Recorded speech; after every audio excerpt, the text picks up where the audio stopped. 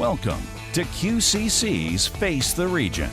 Face the Region is produced by Quinsigamond Community College to assist our region in attaining educational, economic, and personal prosperity. Now, here's your host, WCRN's Hank Stoltz. Good afternoon, I'm Hank Stoltz, and this is QCC's Face the Region on News and Talk Radio, AM 830 WCRN. Today, we're with Susan McPherson. Now, she's professor of English here at QCC, coordinator of the Honors Program. And we also have a student ambassador to QCC and a member of the Honors Program. Damien LeMay is with us as well. And we're going to be talking about the Commonwealth Honors Program this afternoon. Professor McPherson, thanks so much for joining us. You're welcome. Let's talk a little bit about this. If you could give us an overview of what the Commonwealth Honors Program is. Sure. The Commonwealth Honors Program was established by the Department of Higher Ed in Massachusetts in the 90s. And the Department of Higher Ed asked the public colleges and universities in Massachusetts to create honors programs. And it's an opt-in system, but it is truly unique. It's a one-of-its-kind in the country in that we're an integrated system. So the community colleges of Massachusetts, of which there are 15, the state universities, and the 4 UMasses all fall under the DHE's Commonwealth Honors Scholars Program. Wow, so one of a kind. Is it a pilot program, though, or are other states taking a look at this? Well, it's not a pilot program. It's our own program. And our governing body is the DHE. However, we are affiliated with the National Collegiate Honors Council. That's our professional affiliation. And they have looked at the Massachusetts system for years and have asked us for our information to try to duplicate it in other similar-sized states across the country. Well, so it seems like a great idea. I guess 2 things hit me right away. One, Massachusetts once again a leader when it comes to education. Yes. The other, though, is that this is a good idea. What did it grow out of? I mean, is there an origin story to the Commonwealth Honors Program? Well, there is. I wasn't involved in it back then. But the Department of Higher Ed reached out to the public colleges and universities and asked to establish this with the hope that one of the UMasses would really spearhead it. Mm-hmm. And actually, MCLA said we would like to start it and have the Honors College, and the rest of the colleges could have programs. And as soon as UMass Amherst heard that MCLA offered to develop the Honors College, UMass Amherst said, we'll take that. And so UMass Amherst is the Honors College, our flagship, and then the rest of us have honors programs. However, it's become more popular, and we're generating more students across the Commonwealth. That last year, UMass Boston developed an honors college, and UMass Lowell developed an honors college. All right, let's meet Damien, but then let's get back a little bit to how QCC got involved, and we'll find out a little bit about how you specifically got involved as well. Damien LeMay, thanks so much for being here. So you're part of this Commonwealth Honors Program. Yeah, that's correct, Hank. How did you get involved? So honestly, coming to Quinsig was a great new start for me. I really excelled my first semester, and I actually wanted to just up the rigor a little.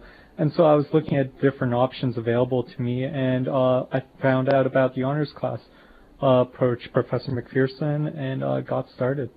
Right. So you did well, and then you decided that you needed to be a little more challenging. How then? Give me a little bit more of that story then, and maybe Professor, you can jump in on this part as well. So somebody comes to you like Damien did and says, "Hey, you know what? I can handle a little bit more. I want a little bit more about that." And then tell me about how you got Damien into the program. Well, students get in a couple of different ways. They could have heard about the honors program here at Quinsig from other students or from some marketing the college has done, or I do outreach for internal candidates, so students that are existing students at Quinsig. Based on their GPA, I run reports, and I do outreach to those particular students and pilfer them for the honors classes. Yeah, and in this case, Damien, you were really looking. So so this wasn't somebody kind of had to come and say, "Oh, look at these grades" or anything. I mean, you were actively looking to have a more rigorous course schedule. So you did well in your first semester. So second semester, you're in the honors program. Mm-hmm. What was the difference? So for me, the honors program really just kind of allowed me to do my own research more. professors trusted you a lot more with your own work and your own academic success. So there would be more assignments, and the quality of work was expected to be higher, but you had more freedom within the work you were assigned. So for me, that was a great opportunity to kind of focus in on what I found most interesting, and really just develop my own skill set. Very interesting. Your major is Business. You're a business major. Yes. So within that major, you were able to find a little bit more freedom, a little bit more independence? Yes, definitely. So my first honors semester, I took honors English 102 and honors Psych 101. And for Psych especially, being able to just look into organizational psychology and seeing the different ways in which psychology affects a business through a psychological perspective, from the marketing to developing the team and the social dynamics that go into that. It was something I feel like it really helped my education excel. And because of the honor standard, it made me dive deeper into it. I couldn't just produce an essay and be okay with it. It had to be something of higher quality. Wow, that's fantastic. All right, and with us, Susan McPherson, professor of English. So I'm guessing English 102 is yours. Oh, I wish it was. I have taught it in the past, but sometimes you're going to allow other faculty to teach the honors classes. So what Damien was just talking about, the fact that then it's a little more rigorous, the fact that there is the bar has been set higher. Explain that. I mean, would you really sort of put together then two criteria when you're putting together some of these classes, or an English class like that? Yeah, and I have taught honors classes. I'm teaching one now this semester that Damien's in, our capstone class. But I often tell students when they come to speak to me about the honors program that the syllabi for my honors and non-honors English 102 may look the same. But in the honors class, the classes are a little smaller, so we have a little bit more time to develop some understanding, to be flexible and fluid with the course curriculum, to bring in guest speakers, to facilitate group work that would be more productive because the students are a lot more motivated. So it's a similar course, but it's kicked up a notch. Yeah. All right, well, let's talk a little bit more then about your role here at the college. So you're the coordinator of the honors program. What does that entail? How did you get involved? I began teaching here, well, in the mid-'90s, and a few years after I started teaching, I was asked to teach an Honors English 102 class. So I originally was a faculty member in the honors program, and we had an honors coordinator and our academic vice president. Both are supportive of the honors program. But the honors coordinator left, not the college, but stayed in the college and pursued something different. And so the position opened, and I applied for it and became honors coordinator the rest in is history. 2006. The rest is history, yeah. Well, 10 years, though. I mean, so obviously it's something that you're, but at the same time, I mean, obviously there is a commitment. But I'm guessing, I mean, it's not only that you like it, but I mean, there must clearly be something then when you get to work with people like Damien, where you're saying, hey, this is a great program. These students are the best and the brightest students that Quinsig has by far. Yeah, that's wonderful. Hey, much more to come. We're talking about the Commonwealth Honors Program here throughout the UMass system, but throughout the Commonwealth, obviously, Commonwealth Honors Program, but also right here specifically at Quinsigamond Community College. We're having that conversation with Susan McPherson. She's the coordinator of the Honors Program, as well as professor of English here at QCC, and also student ambassador to QCC, somebody who was in the Commonwealth Honors Program, Damien LeMay, and we'll continue that conversation straight ahead on QCC's Face the Region on News and Talk Radio, AM 830 WCRN. Talking about the Commonwealth Honors Program this afternoon on QCC's Face the Region on News and Talk Radio, AM 830 WCRN. I'm Hank Stoltz. Joining us, Susan McPherson is here, professor of English, but also the coordinator of the Honors Program that we were just hearing about. And Damien LeMay is with us, student ambassador to QCC, somebody who is in the Honors Program, giving us that first-hand feel about what it's like to be a member of this Honors Program. And Professor Ferson, let me begin with you again, if I could, please. So that first semester, Damien's talking about the fact that he's here, he's doing very well at QCC, but wants to be a little bit more challenged. Now, that leads me to believe that not just anybody can obviously get into the Commonwealth Honors Program. I mean, what Damien came, but if Damien had been a C student or a B student, I mean, do you have to be a straight A student? You do not have to be a straight A student. We do like students to have an overall GPA of 3.5 out of a 4-point scale to be accepted into the honors program, but we are flexible, and I often say to students the honors program is 10% smarts and 90% stick-to-itness, and so certainly if they're that motivated as a C student and want to try an honors class, we'd be more than welcome. Oh, that's interesting. All right, so you could try now. Could I take an honors class and not be in the honors program? Yes. Okay. Yes. So when you get into the honors program, what does it mean then? What happens, Damien? You're in your second year here at QCC. Yeah. All right, so when Damien graduates, for example, what will be on his diploma? Will there be something that shows? Damien, on his official college transcript, he will be listed as a Commonwealth Honors Scholar. Wow. Hey, great. And I've got to believe, Damien, that, that when you look into the future, that obviously having that listed on your transcript is something that, no matter what you do, whether you go on to a 4-year school or whatever the case may be, obviously is something important to have. Yeah, totally, Hank. It's definitely it's an extra badge of recognition that I can be proud of.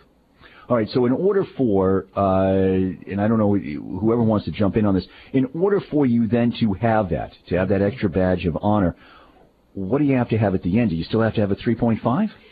Actually, the DHE, we're accredited by the Department of Higher Ed, and their guidelines are a 3.3. So we invite students in as a 3.5, but to graduate as a Commonwealth Honors Scholar, it's a 3.3, which allows them a little bit of wiggle room.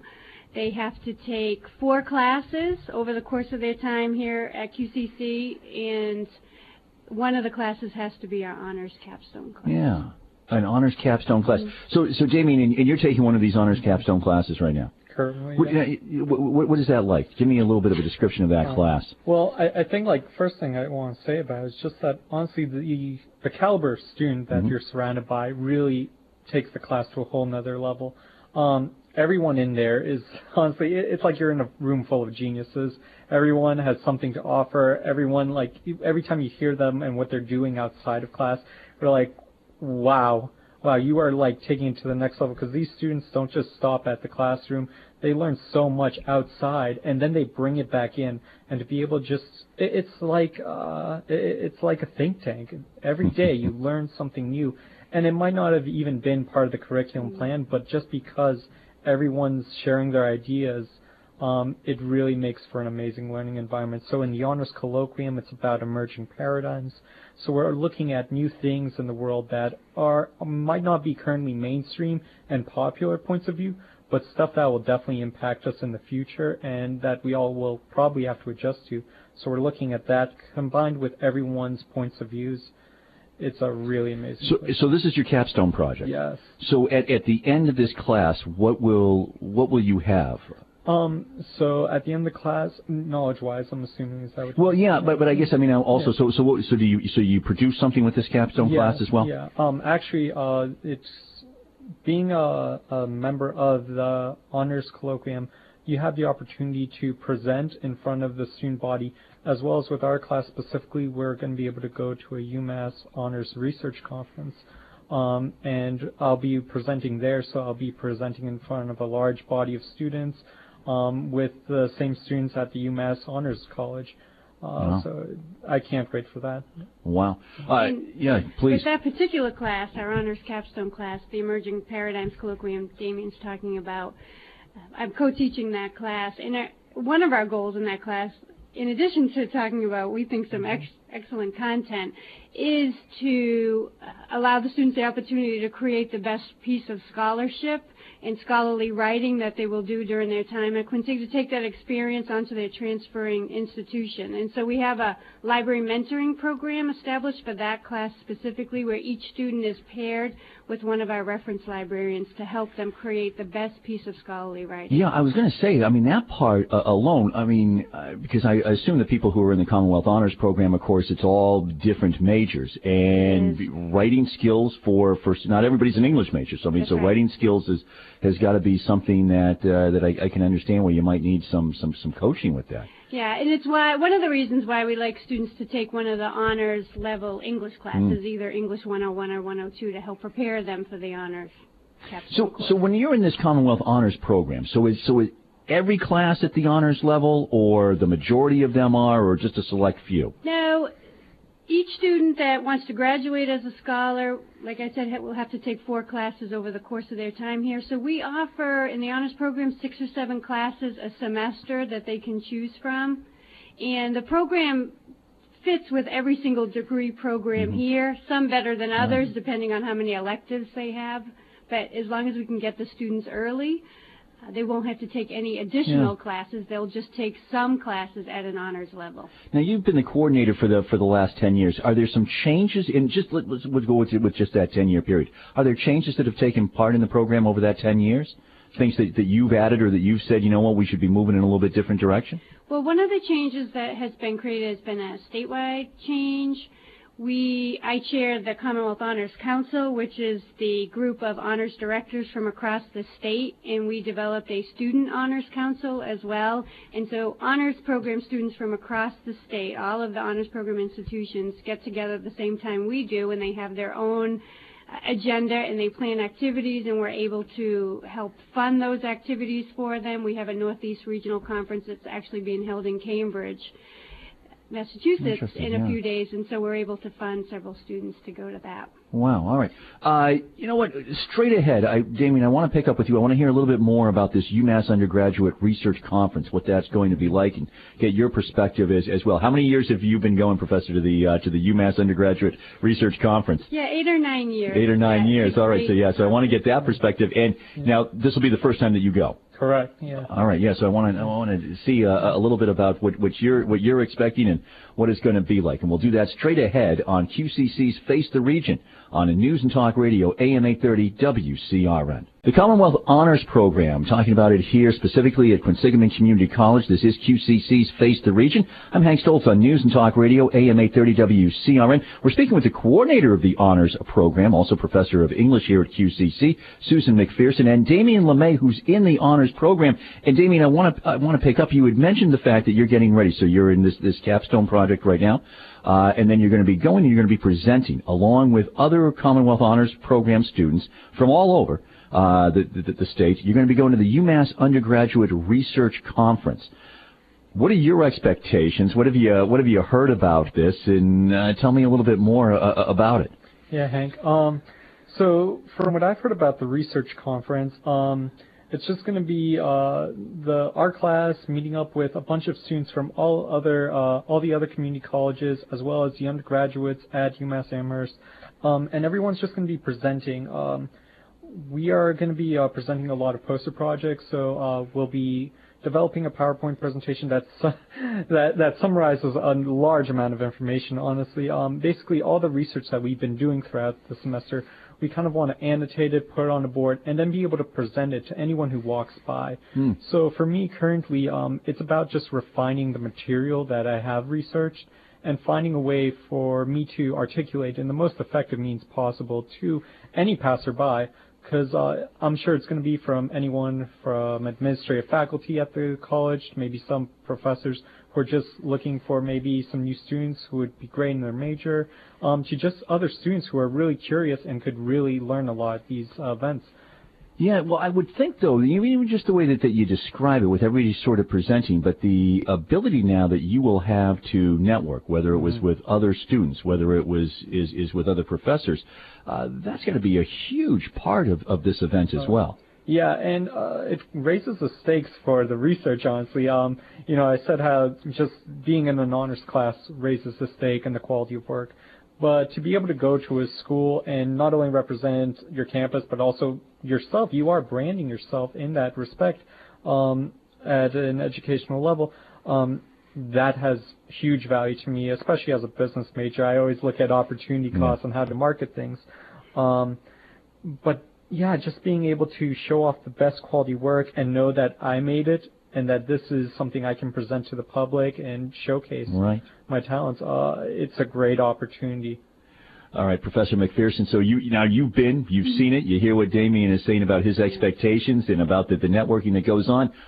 So what happens? What happens here? It's a fantastic conference that has grown exponentially over the years. It started with just a few hundred students, and last year I think we capped 600 students. Every single college in Massachusetts Public College is represented at this conference. And Damien and his classmates will be next to honors senior theses projects, and they will do a fantastic job. I mean, the caliber is excellent from our students. The way that you just mentioned that as well, what does it mean for Quinsigamond Community College, QCC, to be up there, to have its students and to have their work judged among, again, we're in Massachusetts, I mean, education and some of the oldest schools and some of the best schools in the country, and to have this work judged along with those schools? That's right, and you mentioned not only will Damien and his classmates have an opportunity to network with other students, but there are faculty from UMass and all the other colleges there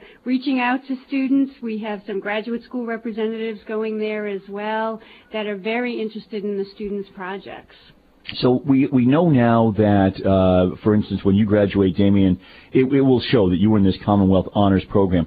What does that do, you think, for the average student? We're always hearing, you know, if you graduate high school, your potential earning, for example, is X. If you are able to get your associate's degree, it's Y. You get, you know, your bachelor's. It's, you know, and it keeps going up with the more education you have.